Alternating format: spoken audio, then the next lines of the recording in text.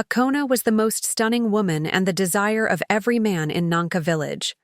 As a young woman ready to wed, every man in the village dreamed of making her his bride. Her beauty wasn't just skin-deep. She possessed a kind nature and was well-raised, qualities that made her stand out. For many suitors, one hope was to have a daughter who might mirror her mother's charm. Among all the men vying for Akona's hand, she picked En. He was a bold man, clear about his goals, and truly devoted to her. After their wedding, Akona and En enjoyed a happy marriage. A year later, Akona became pregnant, and En's excitement soared when he learned they were expecting a girl. "I'm thrilled to have her, meaning you," he'd say to Akona with joy. "She'll take after you so much." Besides En, the entire village was curious about what Akona's child would look like. Many guessed she'd outshine even her, mother's beauty. On the fateful night Akona went into labor, villagers crowded around the hut where she was delivering, eager to see the child born. Skilled midwives gathered in the home to assist, offering Akona gentle encouragement as the hours dragged on. At last, with one final effort, Akona gave birth. The midwife swiftly took the infant to clean and check her, but a hush fell over the room. Everyone froze, stunned. The baby had an unusually large head, far bigger than expected for a newborn. En burst in, eager to meet his lovely daughter, only to stop short at the sight of the oversized head. "What is this thing you've given me, woman?" he snapped in anger, glaring at the child before storming out. Akona, too, was startled and unsure about her baby's huge head. She hesitated to hold her, but when the infant cried out, Akona's heart softened. She lifted, kissed, and held her close, naming her Iniru. As Iniru grew, so did her head, and the village never let her forget it. Children and adults alike taunted her relentlessly, nicknaming her Iniru, the calabash head, laughing and pointing whenever she walked by. Among them, Iuka, the village prince, took a cruel delight in mocking her. When bored, he'd order his guards to bring Iniru to the palace just to tease her, making jokes about her head and asking her to balance items on it while he and his friends chuckled. These constant jabs cut deeply into Iniru's spirit. She'd weep day and night, longing for a normal head like everyone else's. Her mother, Akona, would soothe her, urging her not to heed the villagers or the prince's taunts. But her father, En, couldn't stand looking at her and refused to claim her as his own. Whenever the villagers and Prince Iuka ridiculed Iniru, she'd flee to the village forest for solace among the trees and flowers. The woods became her sanctuary, a place to escape harsh words and find calm. She'd spend hours roaming the thick forest, admiring nature's wonders and gathering herbs and plants. Over time, Iniru gained a strong knowledge of herbal remedies. From what she collected, she noticed some plants had a sweet smell, while others seemed to mend cuts. Curious and keen to learn, she began testing the herbs, crushing leaves, brewing teas, and crafting mixtures, carefully tracking their results. She discovered certain plants could soothe pain, lower fevers, or heal sores, while others could lull someone to sleep. Fascinated, she kept experimenting with leaves, hoping one day to make a mixture that might shrink her head. During a village festival, everyone gathered in the main square, enjoying music, food, and games. Iniru joined, hoping for a pleasant time, despite the usual teasing. Spotting her, Prince Iuka decided to amuse the crowd at her expense. He climbed onto a platform in the square and called out, "Ladies and gentlemen, I've got an announcement. Today, we'll hold a contest to see who can stack the most apples on their head." The crowd turned, intrigued by this new challenge. He went on, "But only one person can win this. Let's bring up Iniru. Her calabash head can surely hold the most." The crowd erupted in laughter, and Iniru felt shame wash over her. She wanted to flee but stayed, eyes down. The prince, relishing the giggles, handed her a basket of apples. "Come on, Iniru," he mocked. "Show us how many you can stack." Please stop, Iniru murmured, her voice shaky with sorrow. The prince laughed again. Oh, don't be so serious, Iniru. We're just having fun.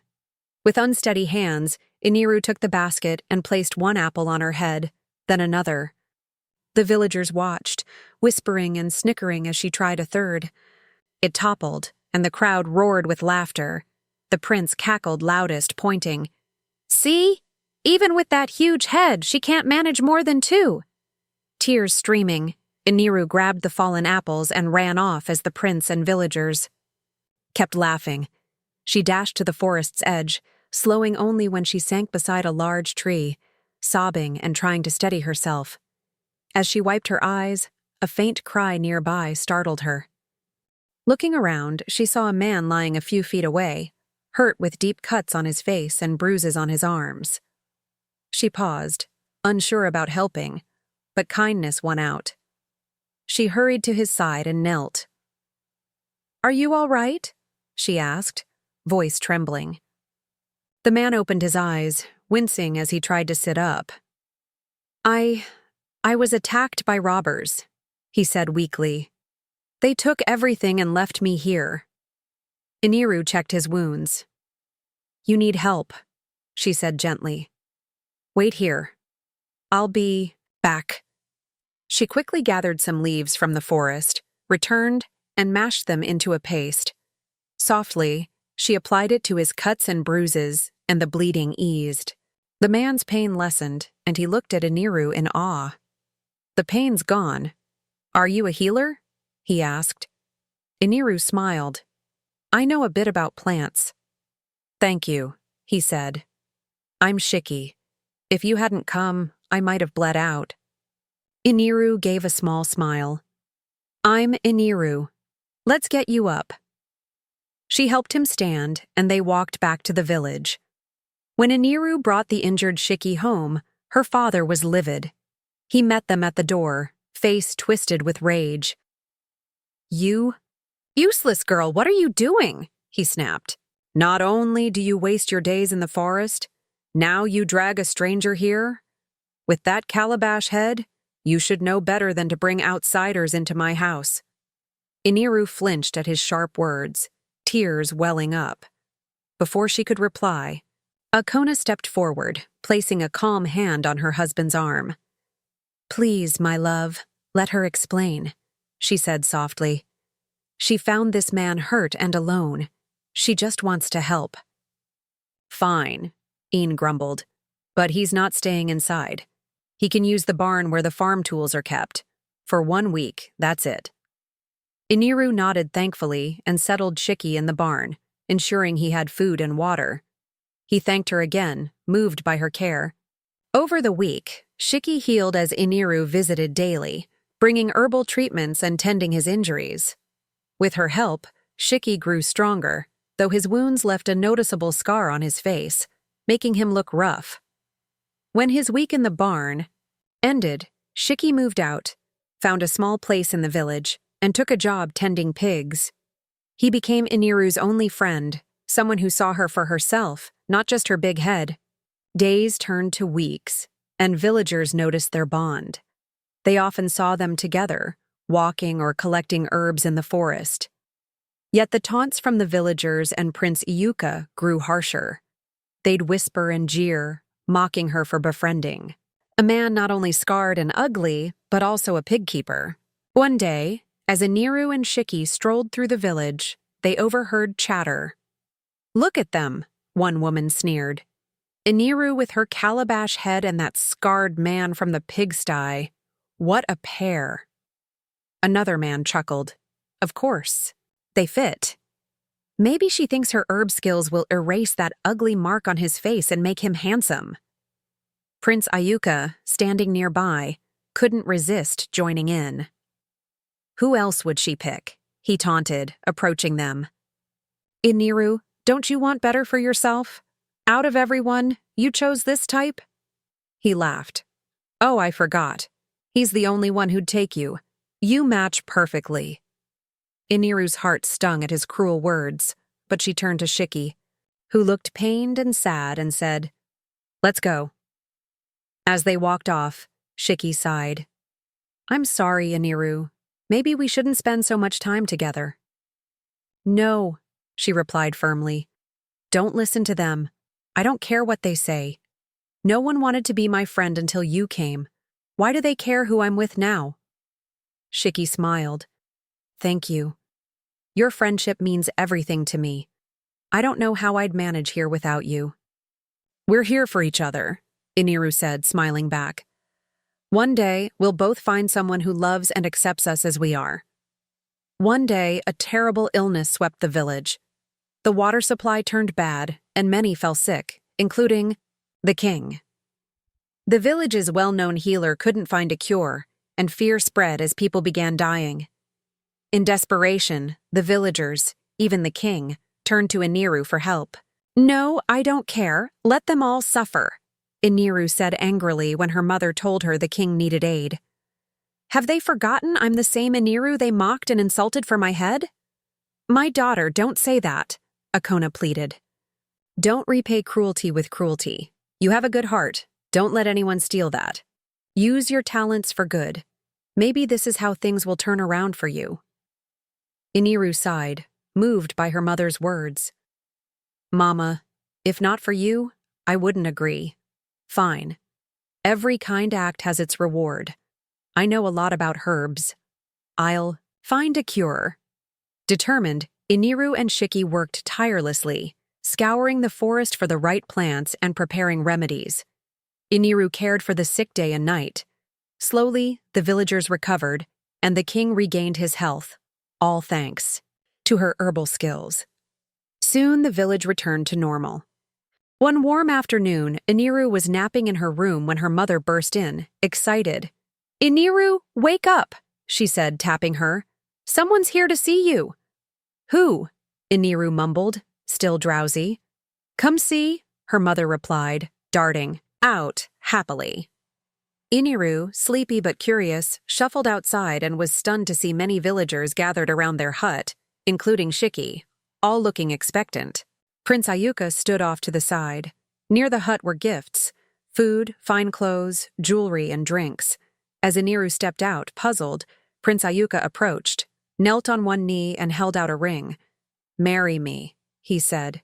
Everyone gasped. Iniru stood there, expression blank, staring at the prince still kneeling with the ring. The crowd waited silently for her answer. Without a word, she turned from him and walked toward Shiki, who stood among the onlookers, his face sad and sinking. Prince Iuka stayed on his knee, shocked and humiliated by her silence. Facing Shiki, Iniru looked into his eyes and asked calmly, When will you tell me how you feel, or will you keep it hidden? Shiki's eyes widened. You knew how I felt? I was afraid you'd turn me away. I've got nothing to offer, especially with this awful scar. Iniru smiled gently. You should have spoken up instead of guessing. You're not the only one with flaws, you know. Without delay, Shiki knelt, took her hand, and said, Iniru, you're the most amazing person I've ever met. Your kindness, strength, mind, and beauty are unmatched. I've loved you since you saved me in the forest. Will you be with me, not just as a friend, but as my partner forever? Tears filled Iniru's eyes. Yes, Shiki, I will, she said instantly. Overjoyed, Shiki stood and kissed her, sealing their bond. The villagers stared, stunned, but Iniru and Shiki ignored them, walking off hand in hand. Prince Iuka, still kneeling, fumed with anger and embarrassment. No one had ever rejected him so openly. As they left, villagers murmured. Some wondered, what gave Iniru the nerve to refuse Prince Iuka, the man every woman wanted, for a poor pig-keeper like Shiki with a scarred face? Word of the event spread fast, and everyone had an opinion. When Iniru's father heard she'd turned down the prince, he was furious. That evening, as she returned home, he confronted her. It's clear you don't want anything good for yourself, he said. You rejected the prince of this village for that pig man with nothing to offer? With that calabash head, you should be grateful the prince even wanted you. If I didn't trust your mother, I'd wonder if you're really my daughter. Anyone with my blood would recognize a good opportunity. If you're tired of me being your daughter, Iniru shot back, instead of insulting me daily and regretting me, just say I'm not yours and I'll go. She walked off, though she had nowhere to leave to, just fed up with his endless barbs. That night, Akona entered Iniru's room for a heartfelt talk with her daughter, still upset over her father's words. "Don't be mad at him," Akona said. "He's just worried about you." "He hates me because I don't look how he wants, or as lovely as you," Iniru replied. "He can criticize my appearance, but he shouldn't push me to marry someone like Prince Iuka, who mocks me every chance he gets." Akona studied her daughter. "But how much do you know about Shiki? You met him in the forest after he was attacked, yet you barely know his past or origins." "I've asked him, Mama," Iniru said. "He doesn't recall. The robbers who beat him left him with no memory of his life before. I could have ignored him, but—" "What if he's not being truthful?" Akona cut in. Iniru paused, surprised. She'd never considered that about Shiki. Her mother went on. "He seems kind and seems to care for you, and you care for him. But don't wed someone without knowing who he is. You're not even sure Shiki is his real name. I'm not saying take the prince's offer. That's your choice, not ours. Just take time to learn more about him. It doesn't matter if he's the only one who accepts you. To me, you're priceless, no matter how you look." After her mother's advice, Iniru decided to visit Shiki the next morning to ask again about his true identity. Though Hidat said he remembered little, she hoped pressing him might jog his past. Early the next day, nearing Shiki's home, she saw palace guards with machetes and swords enter. Moments later, they dragged Shiki out and hauled him off. Iniru rushed over, demanding, "What's happening?" A guard replied simply, "The prince's orders," and took Shiki away. She raced to the palace, heart pounding with fear and fury.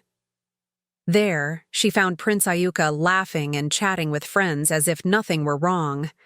Without hesitation, she stormed in and asked firmly, "Why did you arrest Shiki? He's done nothing. This is because I refused you, isn't it?" The room went quiet, all eyes on her. Prince Iuka looked up, feigning surprise. "Iniru, don't flatter yourself. Arresting Shiki has nothing to do with your rejection."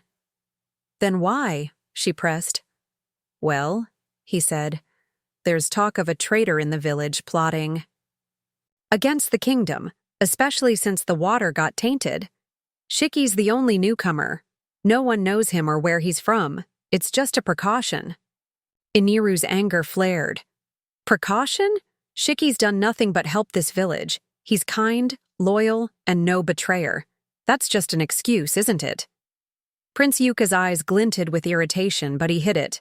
"I don't need to explain myself to you, Iniru," he said coolly. "As prince, it's my duty to protect this land. Shiki's past is unclear. He stays in custody until we know more. And since when do you challenge me?" Her voice shook with feeling. "This isn't right, and you know it. You're doing this because I chose him over you." The prince's friends shifted uneasily, sensing the tension. He stood, furious. "Enough, Iniru," he snapped. "You won't accuse me of pettiness in my own palace. Shiki will be questioned. If he's innocent, he'll go free. Until then, stay out of it." Iniru's heart ached at the thought of Shiki jailed unfairly, but arguing more with the prince was pointless. "You have power now, Prince," she said, "but the truth will surface. I hope your actions face judgment then." "We'll see," he sneered.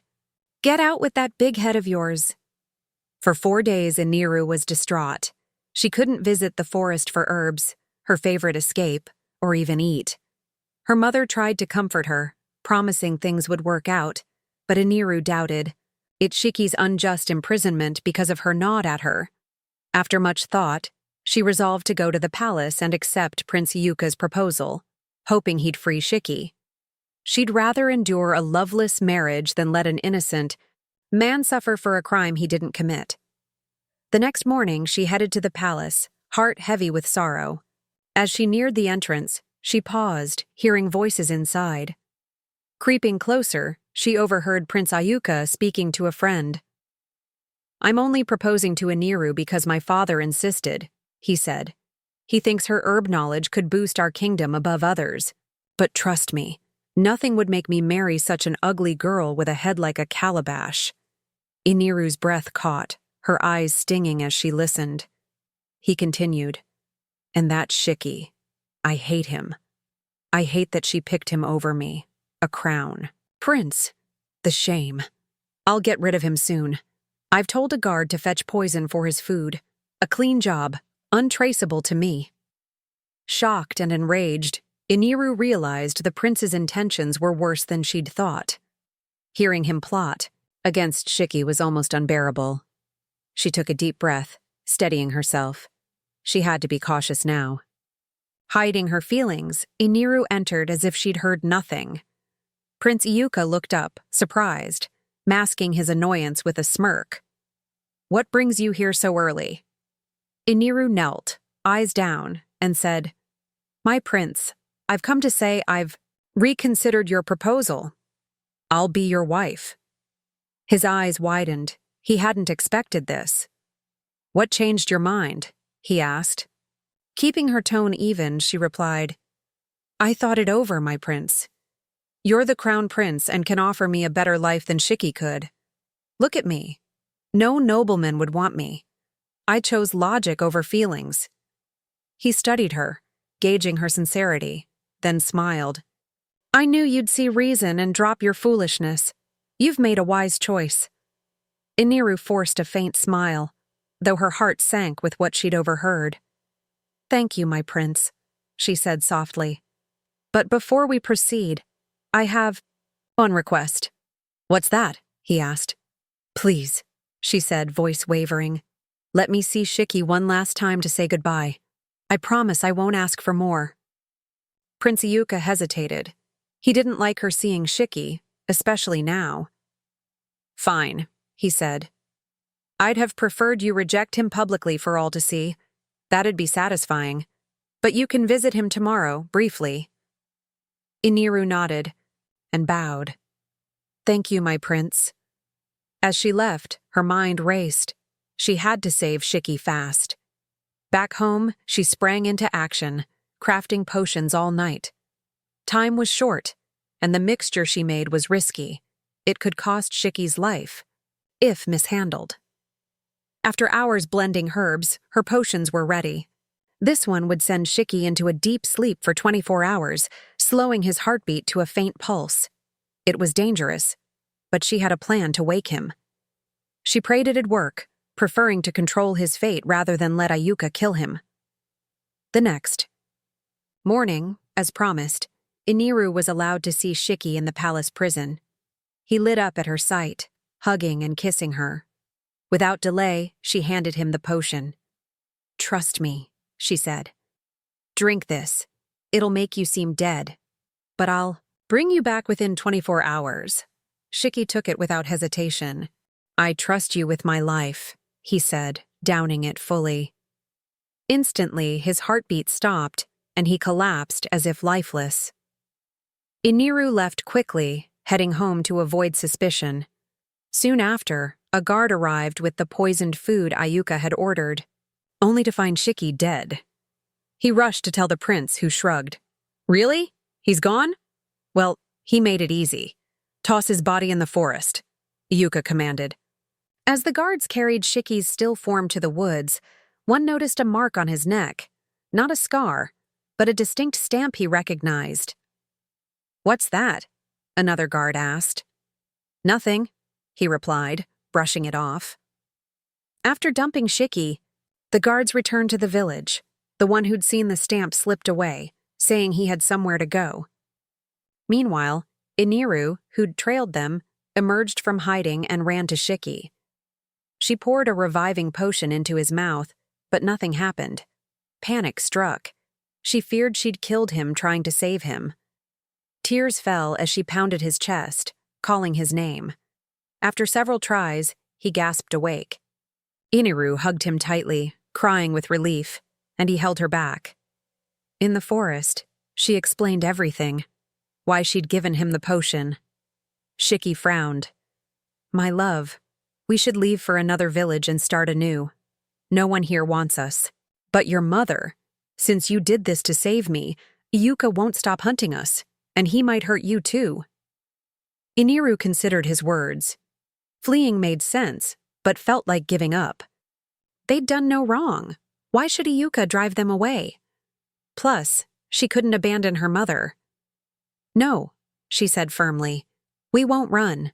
We've done nothing to hide from. Rest today, tomorrow. We'll face Prince Iuka in the village. Shiki, knowing her courage, nodded. If you say so. He kissed her forehead, and they spent the night in the forest peacefully. The next morning they walked back, more resolute than ever. In the village, Prince Iuka was enraged. He'd gone to Iniru's home to fetch her for their engagement announcement, but her parents said she'd vanished since the day before. Suspecting she'd tricked him again, his anger boiled. He summoned the village, declaring anyone spotting, Iniru must bring her to the palace for punishment. Just then, Iniru and Shiki strode in. Seeing Shiki alive, Iuka fumed. How are you breathing? He snarled. I stopped your plan to kill him, you wicked man, Iniru shot back. Furious, Iuka lunged to slap her, but she grabbed his hand. Don't you dare touch her, Shiki warned, voice thick with anger.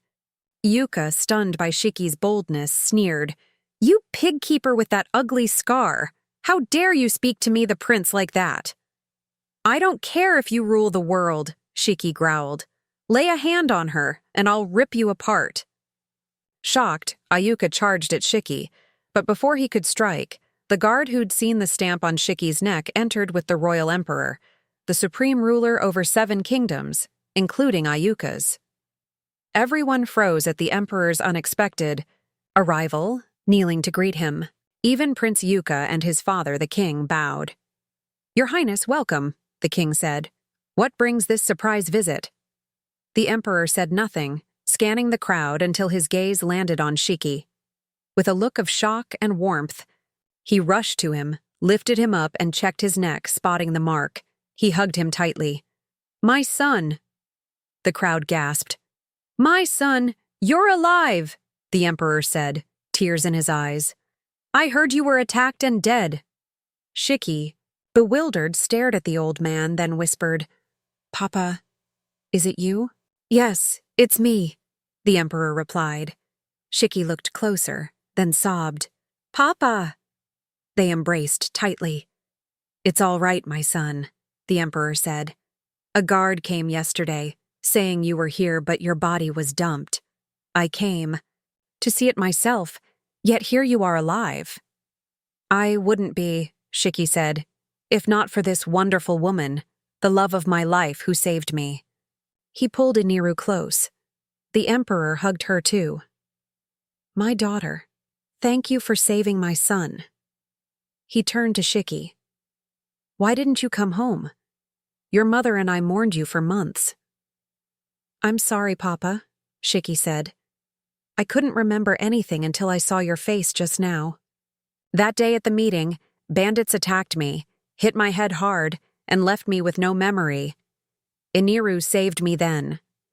Oh, my daughter, the emperor said, hugging Iniru again. Bless you. He praised her warmly. Prince Iuka and the village stood stunned. Shiki was the emperor's son, known for his humility despite his status. Iuka stepped forward, feigning friendliness. Your Majesty, we didn't know your son lived among us. He's been a good friend. Silence, the emperor snapped. I've heard how you mistreated my son, ordering guards to poison him, you heartless man. I'll call the other 6 kings to remove you and your father from rule. A cruel person like you shouldn't lead. Iuka and his father begged, but the emperor ignored them, leaving with Shiki and Iniru. Akona rejoiced at her daughter's blessing with such a fine husband. An, ashamed of mistreating Iniru and Shiki, apologized, and they forgave him. Shiki, and Iniru held a grand wedding, inviting all, even those who'd insulted her. The tale shocked many. Those who'd mocked Calabash Head couldn't believe she'd wed not just a prince, but the future emperor of 7 kingdoms.